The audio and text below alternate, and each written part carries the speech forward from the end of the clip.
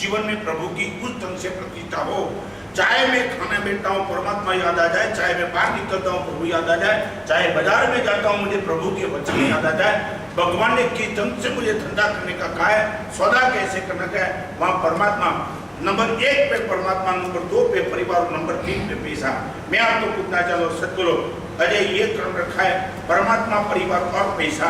Number 1 पे पैसा, number 2 पे परिवार, नंबर 3 पे क्या क्या लगता है? समझ 100%। अभी तू बोलते कि गुरुदेव हमने उल्टा कर दिया, तो एक बार बता दे कि पैसे को संभालने के बाद दूसरे नंबर में परिवार को निश्चित तरह से संभालता है बोलते। चलो तेरे साथ में संबंध मान लिया कि पैसा की तुमने व्यवस्था बता दी, अभी परिवार के साथ पर्याप्त पैसा होने के बाद गुरुदेव अभी वो पैसे के पीछे भागल करनी है, अभी परिवार के क्षेत्र में मेरा वेलकम का भाव बना रहे, ऐसी मेरी व्यवस्था है। हम क्या लगता है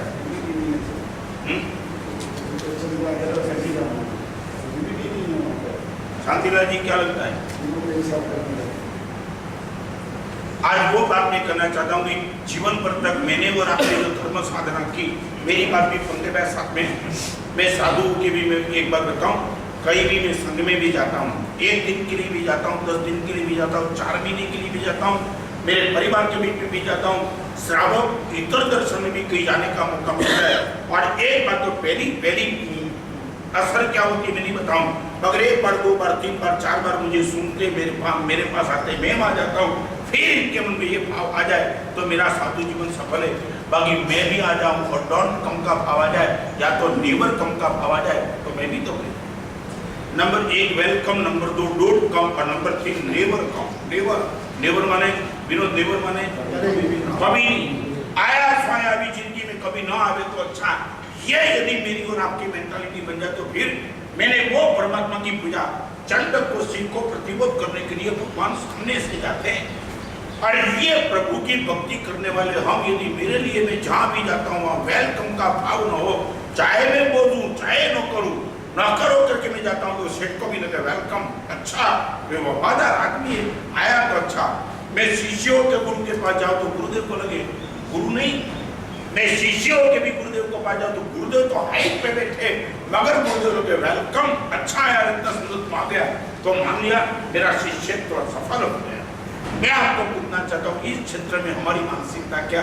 मैं कहीं भी जाता हूँ मेरे लिए सामने व्यक्ति के मन में वेलकम का भाव आ जाए तो निश्चित रूप से समझना कि मैं सही मार्ग पे हूँ और अच्छा बनने की मेरी मानसिकता निश्चित रूप से तैयार हो चुकी है।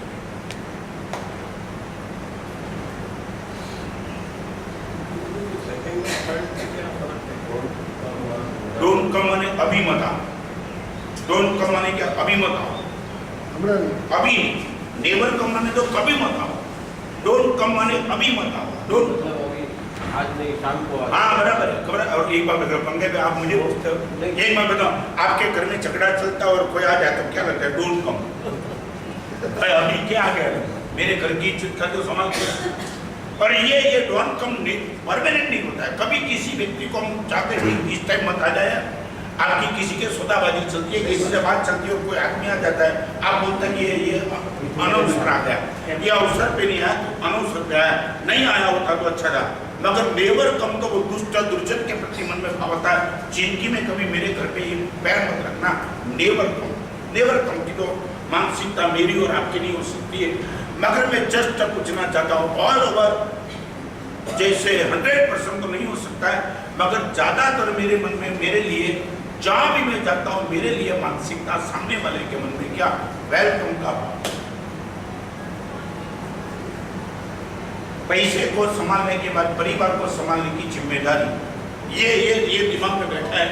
चाहे कितना भी पैसा आ जाए मगर परिवार तो हमेशा के लिए जैसे निगलेटिव होते थे, निगले।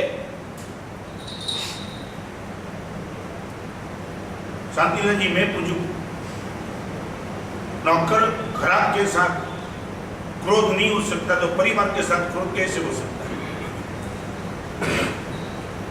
यदि आने वाले ग्राहक के साथ डीलिंग करता है उनके साथ यदि क्रोध का व्यवहार नहीं है तो परिवार के साथ क्रोध का व्यवहार क्यों? मैं थोड़ा आपसे कुछ जानना चाहता हूँ। भाई वहाँ पे लोभ है गुरु महाराज। क्या है? ग्राहक के साथ में लोभ लगा हुआ है, क्या लोग? उससे कुछ कमाना है, व्यापार करना है। और परिवार कोई है ही नहीं, वो अपनापन है इसलिए ज्यादा। हाँ। जहाँ अपनापन ज्यादा होता है गुस्सा ज्यादा आता और है। एक बार बता, सच बोलो, आपकी धर्मपत्नी बोल जाए अभी क्रोध किया तो मायके चली जाऊं।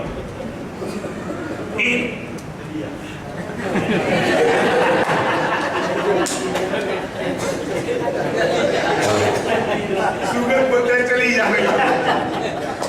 बस ये आए डोंट कम, ये कहाँ सुनिए परमात्मा की फिर पूजा क्या की? मैंने गुरुदेव के प्रवचन क्या सुनी, इतनी इतनी इतनी मैं यहाँ तक नहीं पहुँच पाया। और एक बात बताओ, एक बात आपको बताओ पंकज भाई, वेलकम का भाव यदि आप चाहते हो ना, एक काम करो, दूसरा कुछ मत करना, आपकी जबान को पवित्र बस मधुर, ये वेलकम का भाव बनाने के लिए श्रेष्ठ विकल्प है। आपकी वचन को, आपकी वाणी को मधुर बनाओ, मधुरता सबर रखो। बस वहां एक बार आप सीख गए, यहाँ यदि सफल बन गए तो निश्चित तौर से आपके लिए मन में ये भाव आ जाएगा, वेलकम। कटु वाणी, कटु वचन प्रयोग, क्रोध सबर वचन प्रयोग, सामने वाले के मन में लेता है कि नहीं आया होता तो अच्छा था, इतना हो सकता है। वेलकम का भाव आपके हृदय में पैदा हो जाए, इनके लिए श्रेष्ठ विकल्प है आपका वचन मधुर बना हो सकता है। समझ गया, कहीं वेलकम का भाव यदि नहीं होता तो ऑब्जर्व कर देना, शायद वचन प्रयोग हमारा कटु होगा। संजय भाई क्या लगता है? हाँ, मैं तो आपसे पूछना चाहता, तुम बोलते हो बिल्कुल यही है, तो फिर तुम सुधरते क्यों? मेरी हर बाबत में हाँ बोल रहा हूँ, फिर वही ट्रैक पे चल रहा, ये बदलाव। हाँ, समय में क्या लगता है, बदलाव क्यों नहीं आता? हाँ, मैं संजय पूछना चाहता हूँ, ये क्यों नहीं? एक बार बताओ, मैं 15 दिन से किसी डॉक्टर की दवाई लेता हूँ और कुछ 1% भी रोग में राहत नहीं होती तो मैं डिस्टर्ब हो जाता हूँ ना। फिर डॉक्टर को जाके बोलता हूँ, डॉक्टर या तो आप दवाई बदल दो या तो मैं आपको बदल दूँ। बराबर समझिए, या तो कोई दवाई चेंज करो या तो मुझे कोई अलग डॉक्टर के पास जाना पड़ेगा। 15 दिन से दवा ले रहा हूँ और कोई फर्क नहीं। हम 15-15 साल से धर्म कर रहे हैं, प्रभु की पूजा, प्रभु के दर्शन, ये प्रवचन, ये लाखों रुपए का डोनेशन, फिर भी यार इतना बदलाव नहीं, तो हमें कोई चिंता का सब्जेक्ट नहीं कि मैंने फिर किया क्या।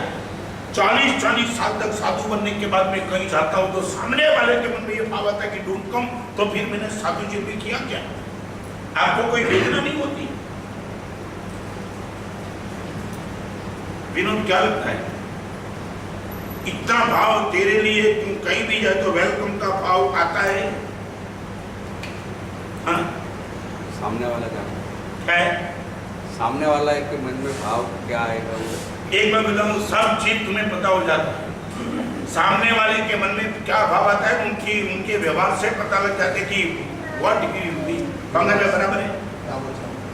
चलो इतना कर सकेंगे, जबान में मधुरता यहाँ से हम शुरू करेंगे।